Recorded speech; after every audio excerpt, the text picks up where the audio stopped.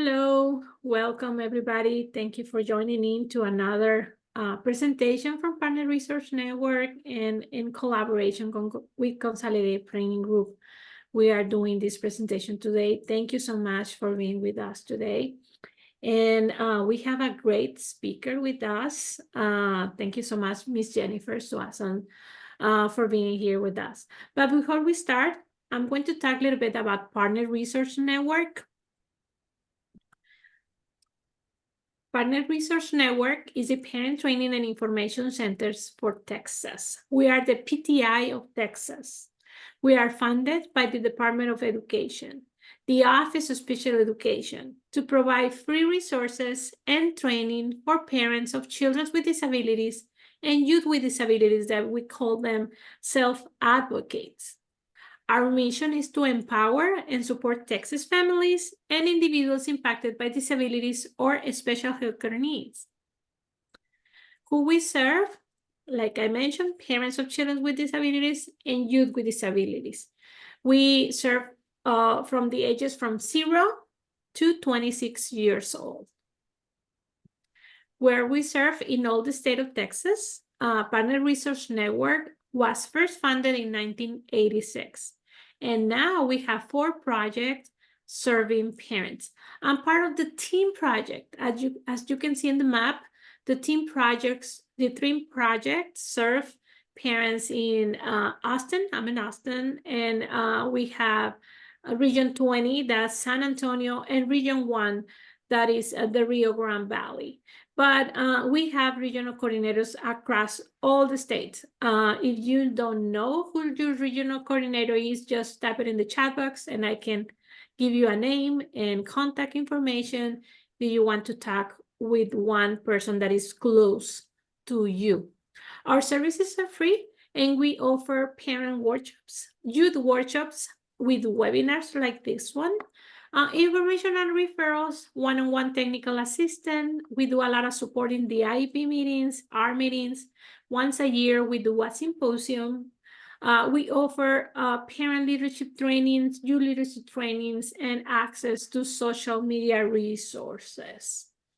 So for today, housekeeping items. If right now your video camera and your microphone is off, so if you have a question, please type it in the chat box or in the Q&A. Michelle and I, we are going to be monitoring that. And we are going to record this presentation. We usually share our videos and our Facebook page.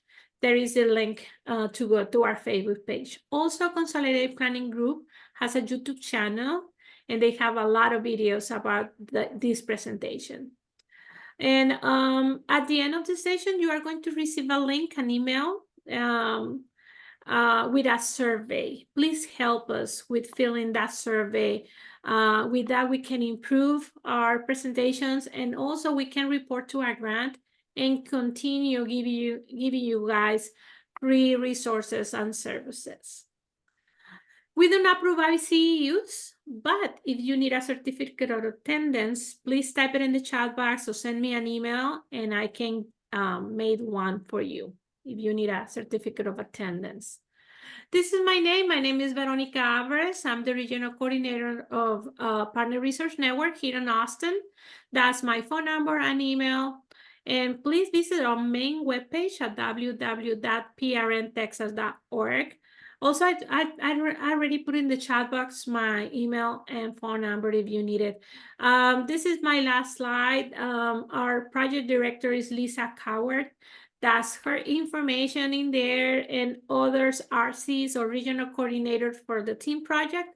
We have Maria Cordero and Rosie Garcia in Region 1. Maria is in Edinburgh, Rosie is in Laredo.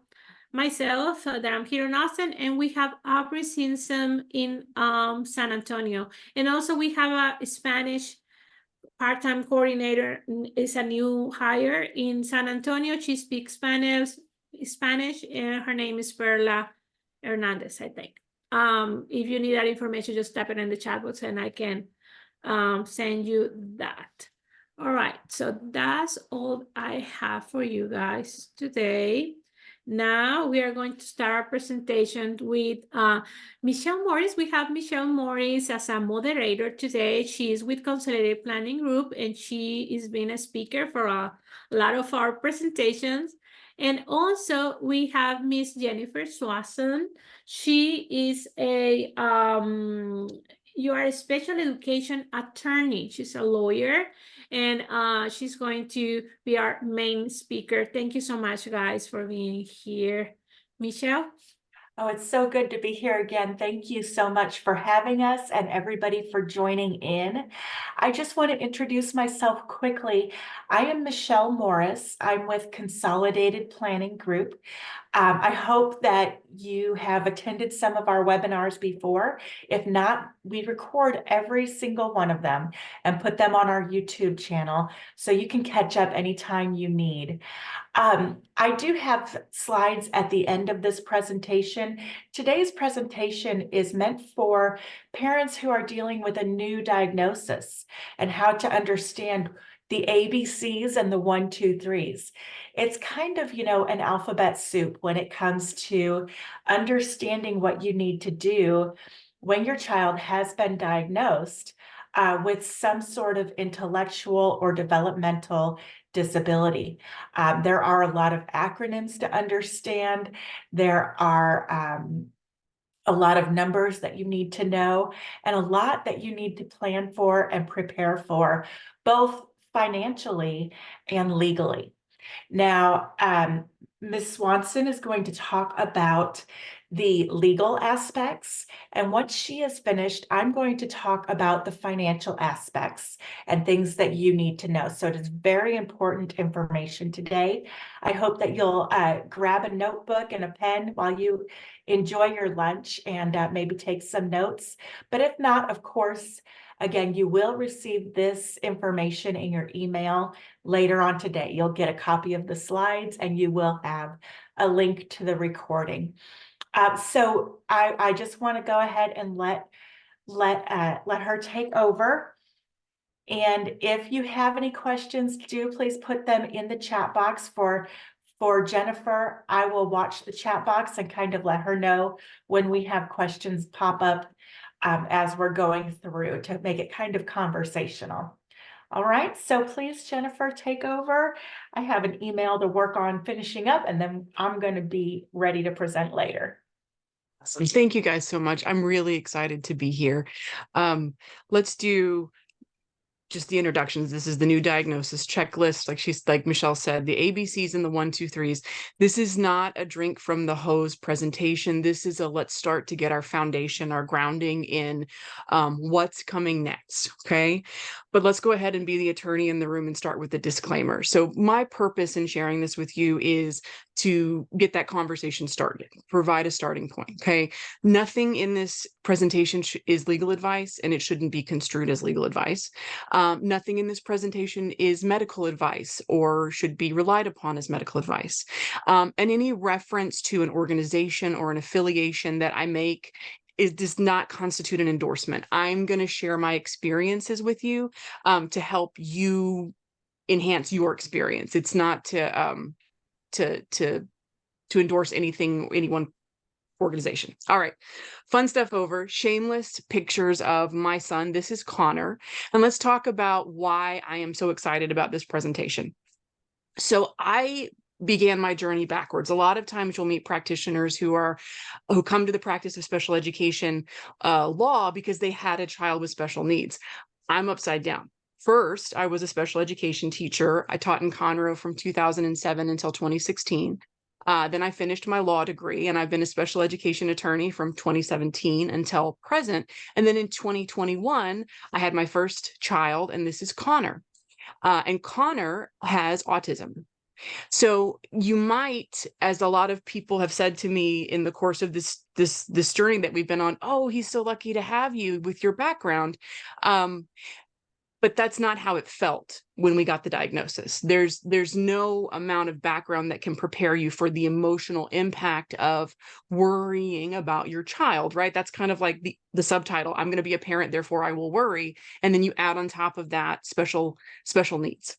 So this is this is the checklist that I wish someone could have handed me in January of 2023 to help me walk through it. So let's get started. So the checklist has 4 items on it, the A, B, C, D. They're broad topics. They're broad topics because I can't know what your child's going to need, but the idea here is to get you started, right? So we're going to talk about therapies. We're going to talk about public school, community, and self-care. Now, admittedly, I think any counselors in the room would say that's upside down. We should talk about self-care first, but I think as parents, as moms, you can't always do that first. So we're going to start with therapies. Okay, so therapies is really about finding the right path and the right people for your child. So therapies is a broad term. So to begin with, where you live in the United States, and I'm assuming most of us are here in Texas, can impact your path. Okay, and I'm a lot of great things about the state of Texas, and I think Michelle may touch on it later, but one of the things parents need to know is there are interest lists in Texas that you can put your child on that have a 14 to 17 year waiting list. Okay. And that's something that's true in Texas that might not be true in another state, but that's 10,000 foot view, first consideration. Okay. The second thing that's going to impact your path is the diagnosis itself. So I call this a tale of 2 moms. So I have a friend whose child received their diagnosis around the same time that mine did. But their child's diagnosis is a rare genetic disorder. Less than 600 people worldwide have this specific disorder. Okay.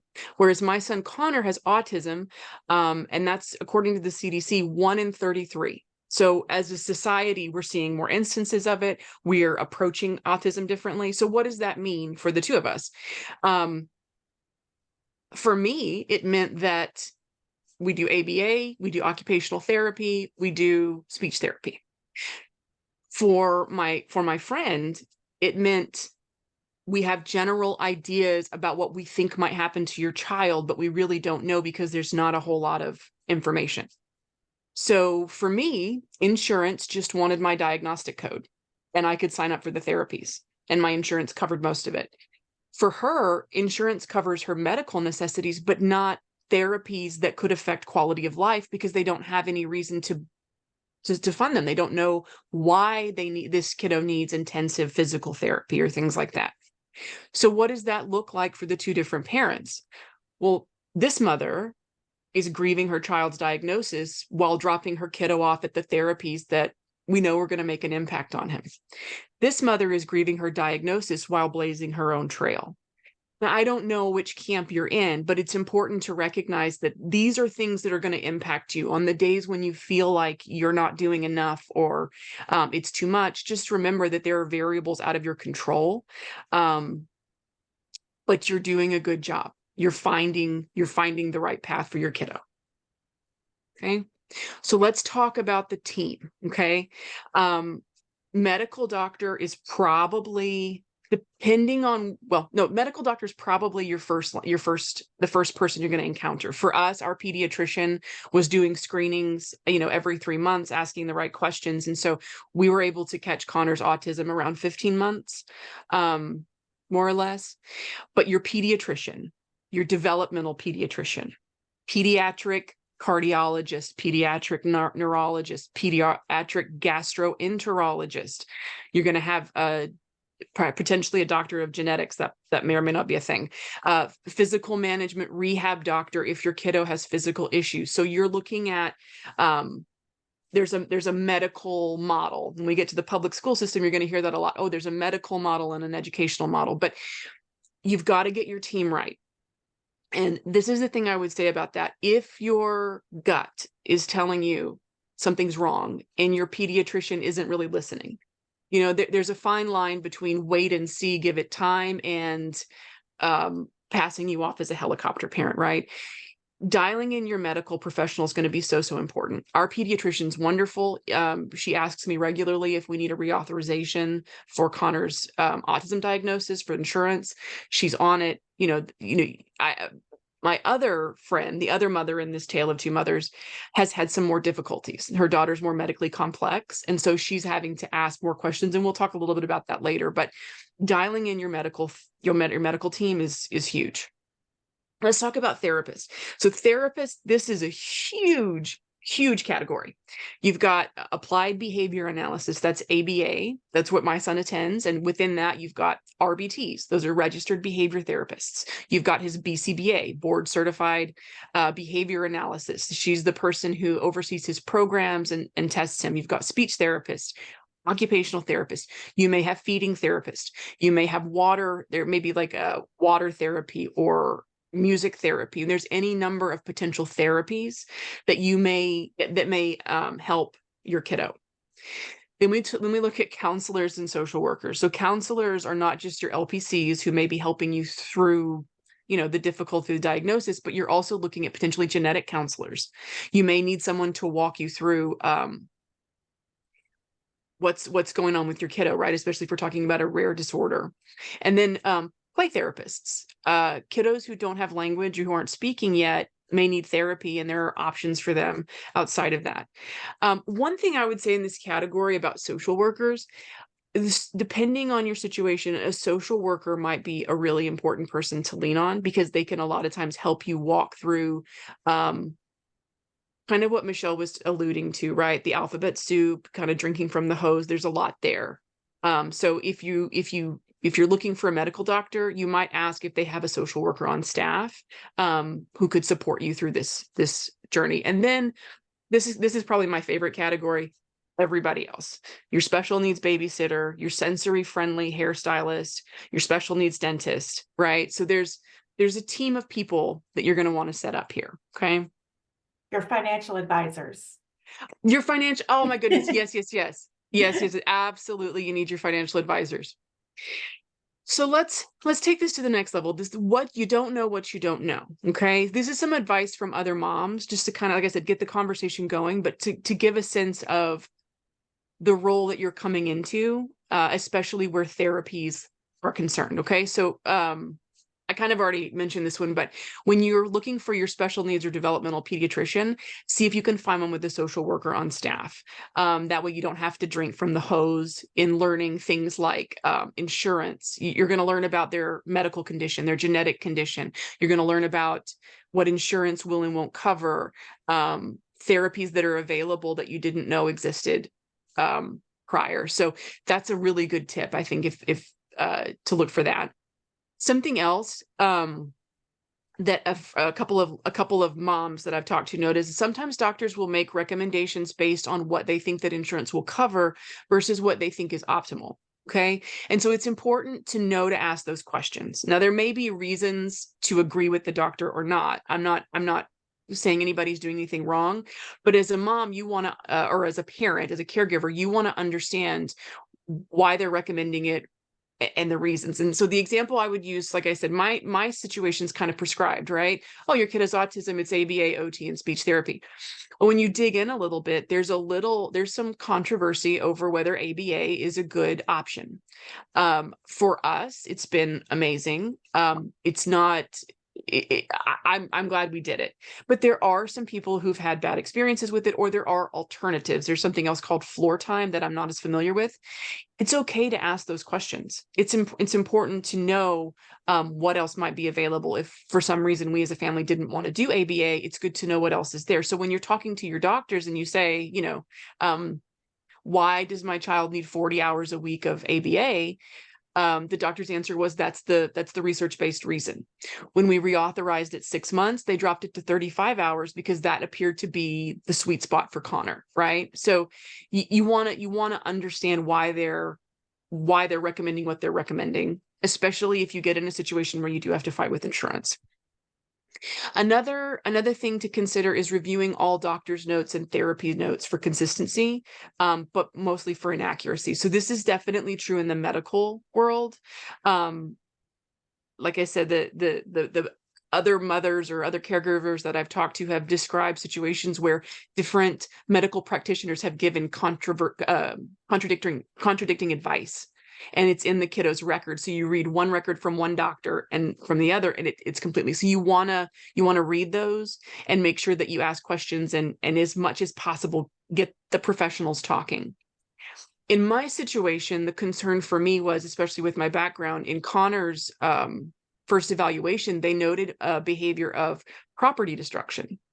And that concerned me because he's not actually destroyed anything. He liked to watch things bounce or spin toys.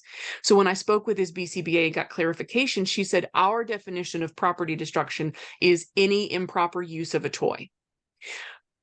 So for me, I said, can you please put that notation in there? Because when I take this to public school, I don't want somebody to read property destruction and think that my kiddo has some tendencies or aggressions that he doesn't have, at least not now, right? And that's me as an attorney, reviewing all these records and seeing school districts, and it's not that anybody doing anything wrong, but like you hone in on one thing or a different thing, and then a kiddo gets characterized. So it's important to have definitions around what they meant by property destruction, because he's not destroying property, he's simply not playing with toys appropriately.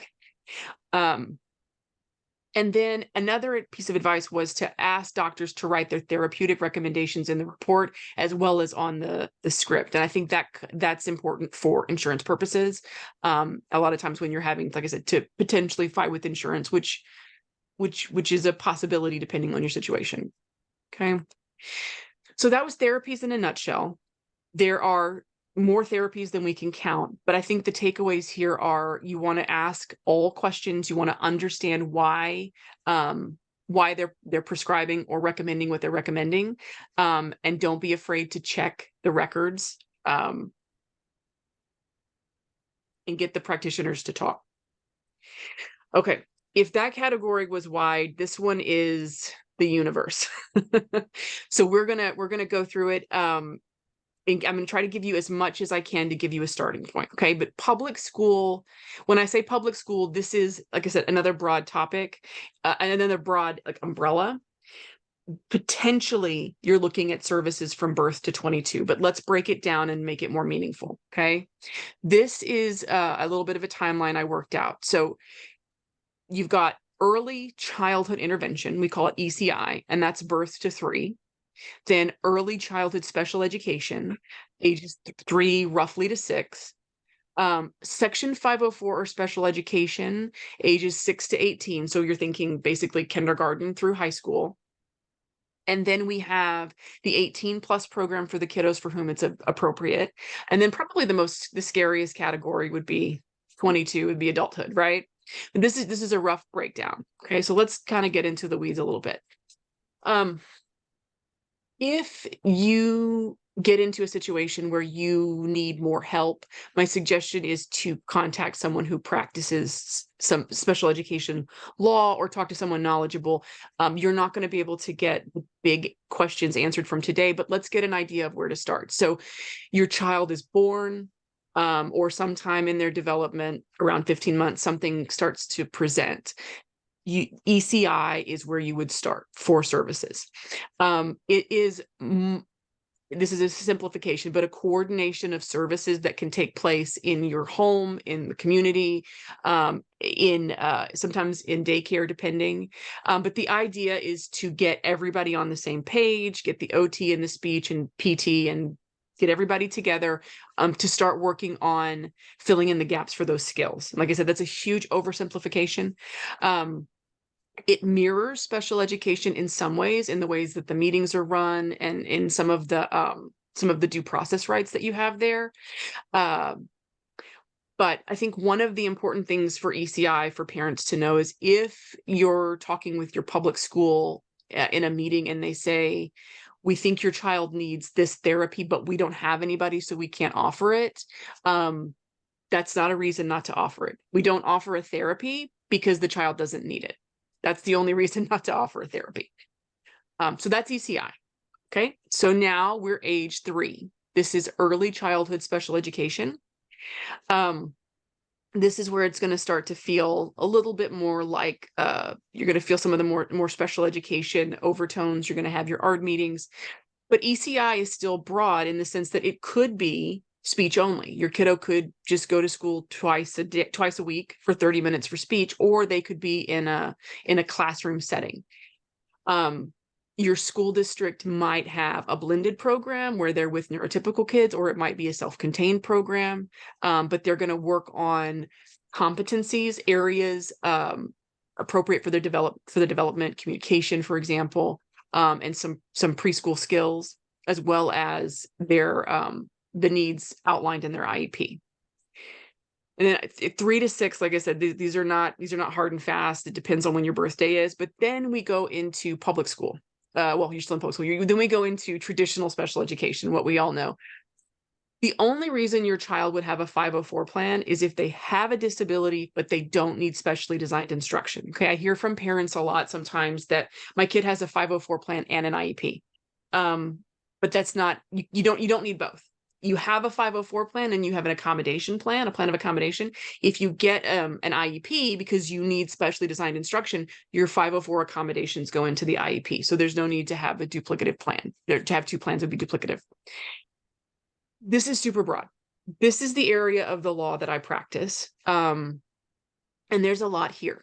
The big tips I would say are the same tips I would give you in any other area of this presentation, which are read the documents, ask questions. If something comes up for you, even if it's not a dispute, maybe you don't have an issue with your school district, but you just need more information, reach out to someone who can sit down with you, go over the evaluation with you. There are attorneys like myself. There are some advocates with educational backgrounds who can walk you through it, or someone who's been through it. But understanding the evaluation, understanding the IEP, and understanding how that IEP is how the IEPs are gonna come to you, how you're gonna get your codings, how you're gonna measure progress that's the meat and potatoes of special education. We need to see progress.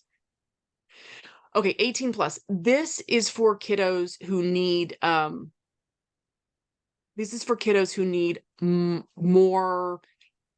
It's not just job training, but it can be job training. Okay, they need more time to work with a job coach, but it can also be kiddos who need daily living skills so that they can go to day hab. It's pretty broad. Some school districts, well, every school district does it differently. So again, you're gonna wanna talk to your school district, especially if your kiddo is a junior, sophomore, junior, and you're not sure. I would start asking the questions then. What program is available? What are the requirements? What does this look like? Get more information. And then of course we all know adulthood, and adulthood is where you want to, you will have already met with Michelle. You'll already have your plan in place. You're going to know what their government benefits are going to be. You're going to have all of that ready to go, and they're going to go to their volunteer job or their part-time job, or they're going to go to college, or whatever it looks like for your kiddo, but you're already ready to go. So that's public school. Like I said, in a nutshell, super oversimplification. When you get this, I think they're going to PDF it, which I should have put the URL. You can search for this. Okay. I put this here because these are starting points for each of those areas, place for you to read and start to familiarize yourself. Because the reality is, when your child is diagnosed is going to be different for all of us. My kiddo was officially diagnosed at 17 months. Some people don't find out they have autism until they're 10, right? So familiarize yourself. Okay. The next 2 areas I'm going to touch on briefly. Community. Okay. I can't understate this. I know social media can be a dark void, but it can also be a bright light. It really just depends on how you use it. The mom that I keep referring to, she has a social media presence, but she's the one who pulled me into an online group of special needs. It's specifically special needs moms. That's not to exclude dads, but that's what our group was. It's called Steel Magnolia Moms Houston. And I kind of went kicking and screaming, didn't think I needed it. Turns out I was having some grief and I did need to deal with it. But they have an online community. And so you can go on there and ask questions. You can read other people's stories if you don't want to have a presence, to just get a sense of what's available, what people have been through. I think it's helpful. I do think you have to be cautious with anything on social media. And I know the anonymous posting, not to be abused, but I found it helpful because part of my journey as a special education teacher and special education attorney, having a kiddo with special needs, was my personal fear that people would have expected me to know everything about everything, and why am I asking questions? Do you know what I mean? Like that's what got in my head. So it was helpful to me to be able to post anonymously and just say, hey, what do you guys do about brushing teeth for kiddos with autism, things like that. Yeah, I would say to the degree that you can, I would get involved and just be really careful what you share online, because there's really no difference from people to people, and we know what social media can be.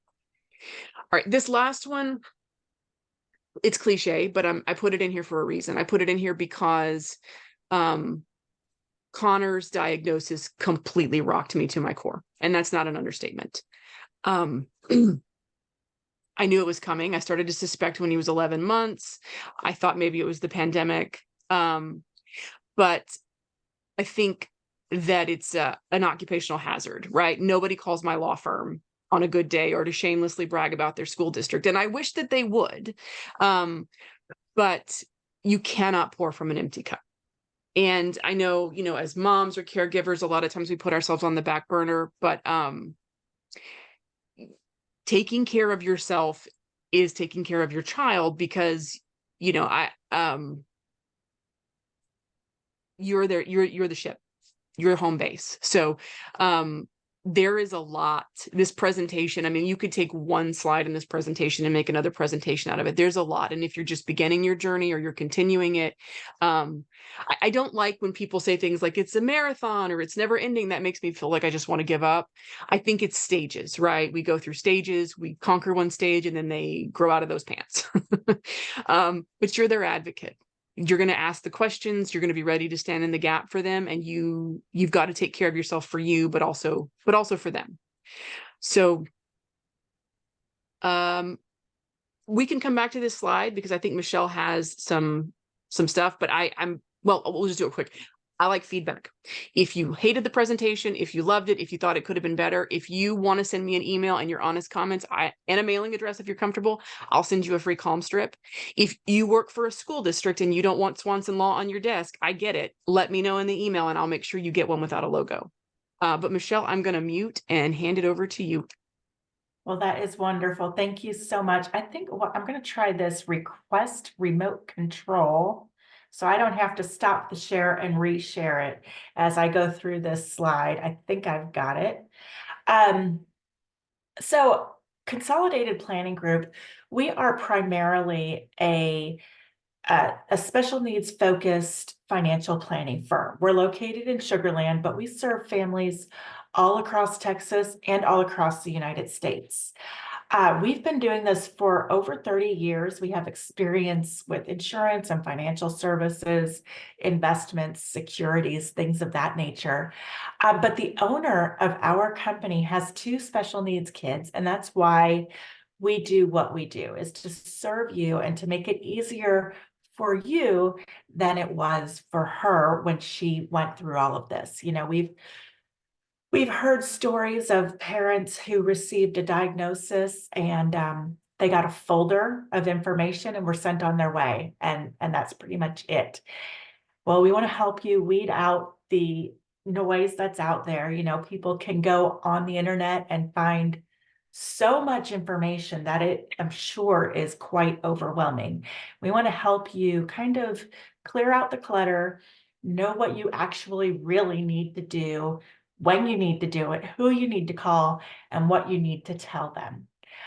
So we are members of the Special Needs Planning Academy, and we are also nationally certified as Social Security advisors.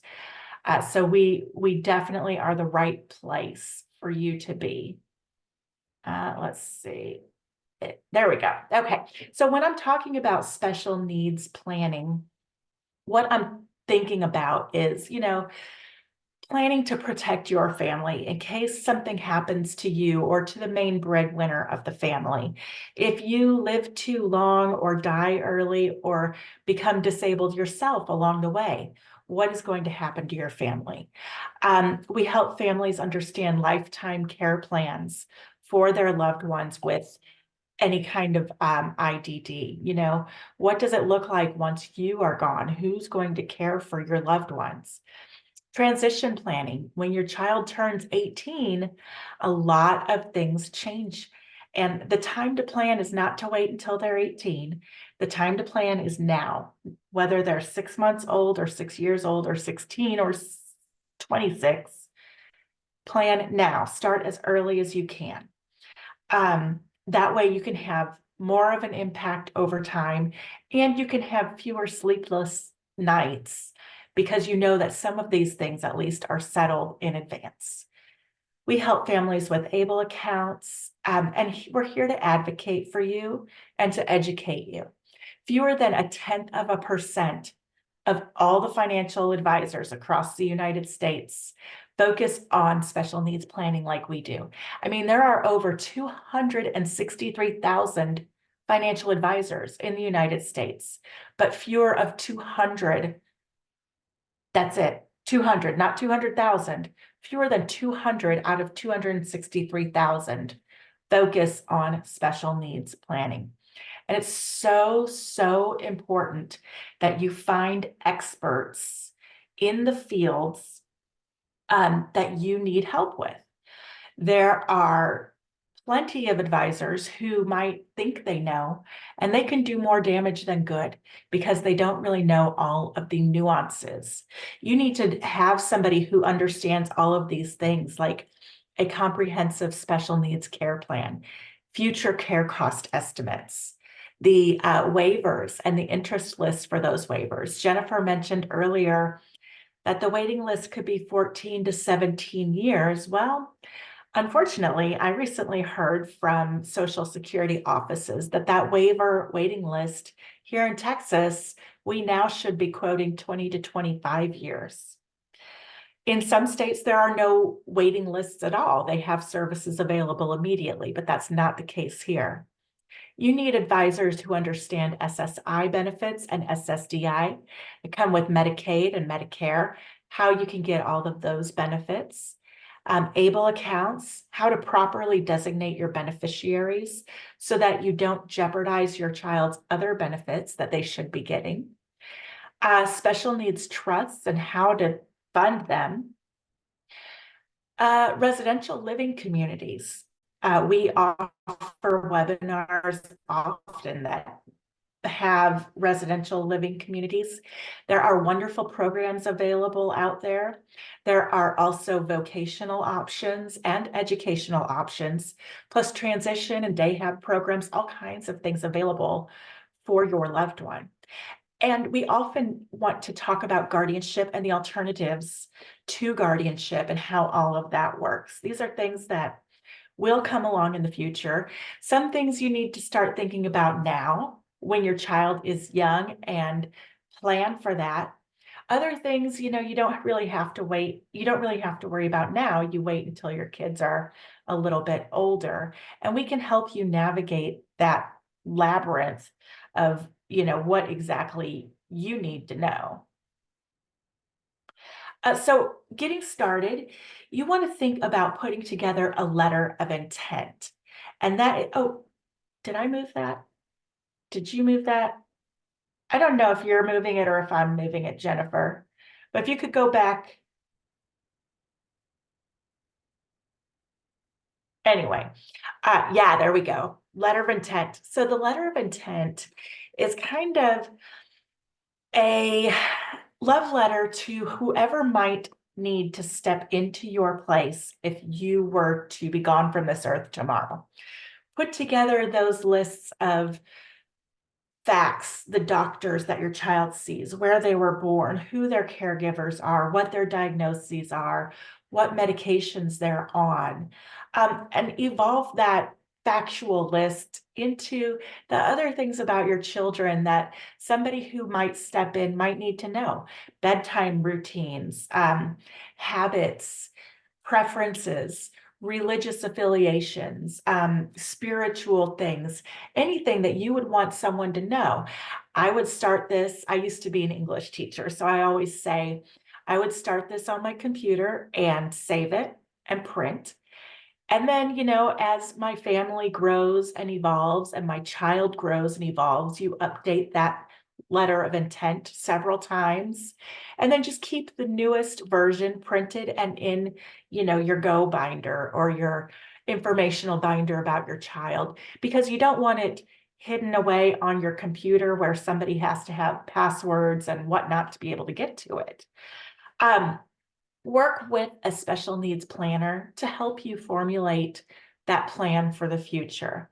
Work with an attorney like Jennifer who understands the nuances of special needs. You know, you might have a next door neighbor who is a divorce attorney, and yeah, they're an attorney, but they don't necessarily understand all of the nuances that someone like Jennifer would get. Gather up all of your planning documents, what you have in place, what you need to have in place. You start by looking at what you have. You know, when you're looking at a GPS, you want to get from point A to point B. They always ask you, well, where are you starting from? And that's what you need to consider when you're planning for special needs. Think about your vision of how you hope things are going to look for your loved one in the future and for yourself, but include them in that vision. You know, I learned recently that there was a study done where individuals with IDD were discussing what they want their future to look like, and their parents were discussing what they want the future to look like. Many more individuals with disabilities want to live independently or mostly independently, whereas their families want them more to be in group settings, a community or a group home of some kind. Think about what they want. We want them to be taken care of. We're scared. We want them to have supervision. They want to be independent. And it's important to consider that when you are considering what your family member needs. So these benefits that your child or your loved one are entitled to, such as Social Security, supplemental security, those kinds of benefits, the waiver programs, Medicaid, you have to make sure that your child's assets are in the right places so that it doesn't count against them when we're looking at those assets. You need to make sure that your special needs family member's name is never set up as the beneficiary. For example, my son's name is Jacob. So on my life insurance, I would never say that the beneficiary of my life insurance policy is Jacob Morris. I would say that the beneficiary of the life insurance policy is the Special Needs Trust for the benefit of Jacob Morris. Otherwise, again, he could lose out on some benefits. And I want my parents, my aunts and uncles, anyone, friends of the family who might want to leave Jacob some money or some help in the future, that they also know that you cannot leave it to him. You have to leave it to his trust so that it doesn't hurt him. So have those conversations with your loved ones. Make sure they're leaving their money correctly so that you can put the money in the right buckets. You need a special needs trust, possibly for their future care. Your life insurance and your other assets can help fund that trust. And you might also consider an ABLE account, because the rules are generally that your child is not allowed to have more than $2,000 in their bank account. So when they start receiving SSI benefits, or if they get a job, even if it's part-time, that money, that $2,000 adds up pretty quickly. If you have an ABLE account, you can send money to the ABLE account where your child can have a little bit of savings and it won't affect their benefits. So an ABLE account is a tax favored account. It's very similar to a 529 college savings plan. This is a 529A for ABLE. It stands for Achieving a Better Life Experience. So that beneficiary is the account owner, but again, it does not jeopardize any of their SSI or Medicaid or other public benefits. These accounts do earn income because the money is invested, and that earned income in these accounts is not taxable. Unfortunately, you don't get a tax deduction for money that you put into the ABLE account for your federal taxes. And here in Texas, we don't have state income tax, so they can't give you a deduction for that. Some other states might allow for that tax deduction, but Texas, and there are contribution and distribution limits. You can use your ABLE account basically to pay for anything that will help your child achieve a better life experience. That could be financial management services, legal services, public support services, assistive technology, job training, a computer, a car, clothing, a vacation, rent, food, anything. And it will not affect their SSI or other benefits. You can use that money for anything for your child that they need. Now, when it comes to the ABLE account, you have to sign an affidavit that this is for a child or someone who has a disability, and that disability began before they turned 26 years old. There are limits each year how much you can put in because of the tax favored implications. So for 2024, you can put in $18,000 into the ABLE account. Now, if your child is working, they can put more money into that ABLE account as long as there's not an employer-sponsored retirement savings plan.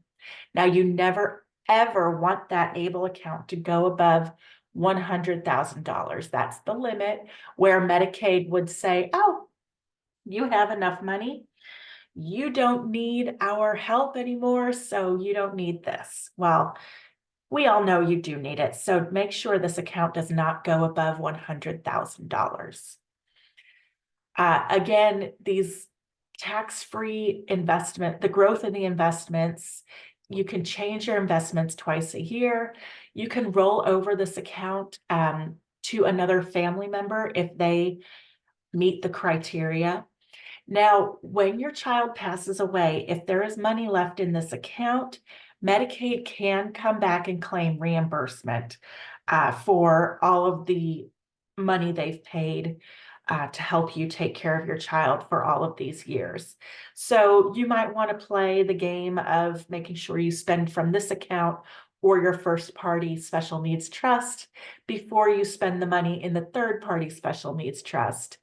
But you can talk to us about questions on that part. But really, as long as it can be construed as making a better life for your child, you can use your ABLE account to pay for it.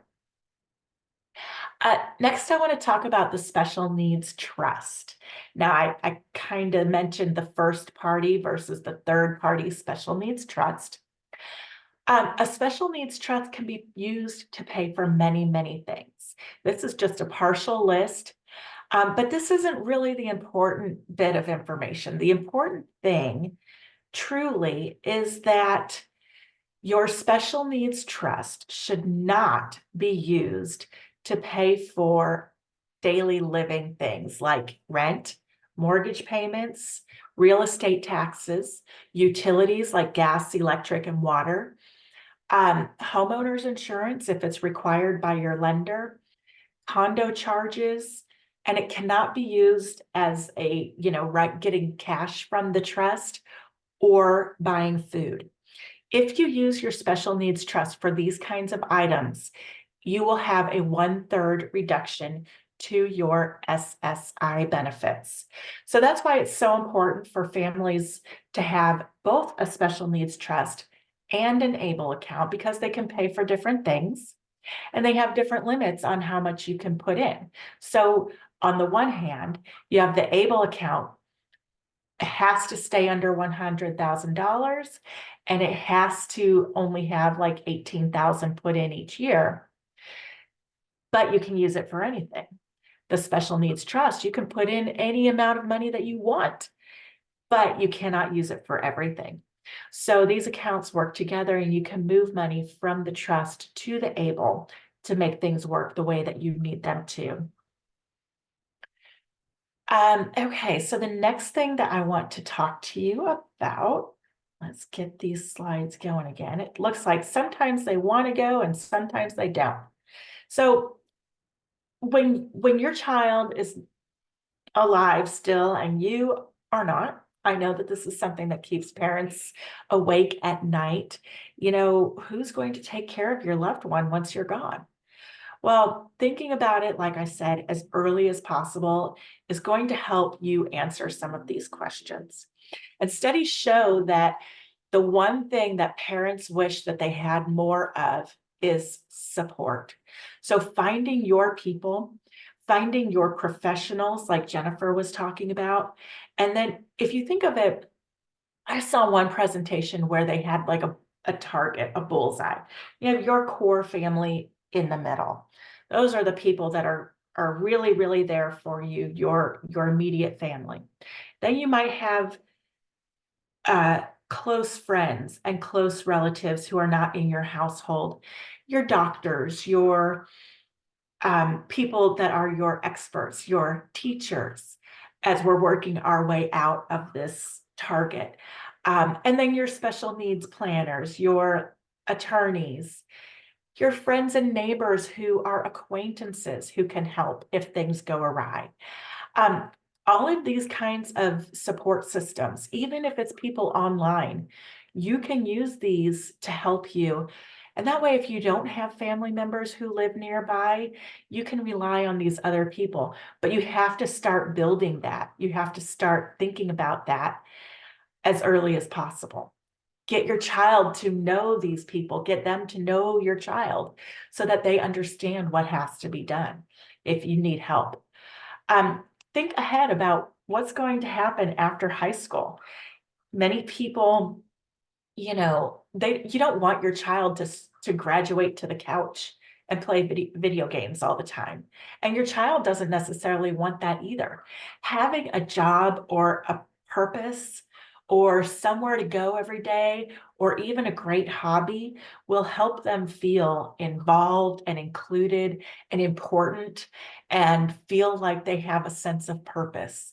You know, we don't want them sitting on the couch doing nothing, and they don't want to sit on the couch doing nothing either. So speak with your child about this and try to help them determine what they would like to do beyond high school. Is that educational opportunities? Is that a vocational opportunity? A residential program? A community? What will that look like for them? There can be waiting lists, so think about that. And also think about, you don't necessarily just want to say that, oh, Jacob's sister, Sarah, is going to take care of him when we're gone. She's got, you know, she's a little bit older. She's got a job. She's going to be fine, so she can take care of her brother. Well, who knows where Sarah's going to be at that point? Maybe she'll have her own family or her own career or her own wants and needs. And maybe Jacob will be a little bit of a burden to her. You don't want that. And on the other hand, Jacob has seen his sister all this time as a sister, a friend, maybe sometimes a tormentor, because that's how siblings are, but not as a parent. And now all of a sudden, Sarah's going to try to be the parent. Well, he might feel a little bit resentful about that. So just think long and hard before you take that route. So the waiver programs. As soon as you have a diagnosis, or you think that there might be a diagnosis coming, you need to sign up on that waiver list, because like I said, 20 to 25 years is what they're quoting right now. You want to call this 877 number listed here. That is for waivers like MDCP, which is medically dependent children.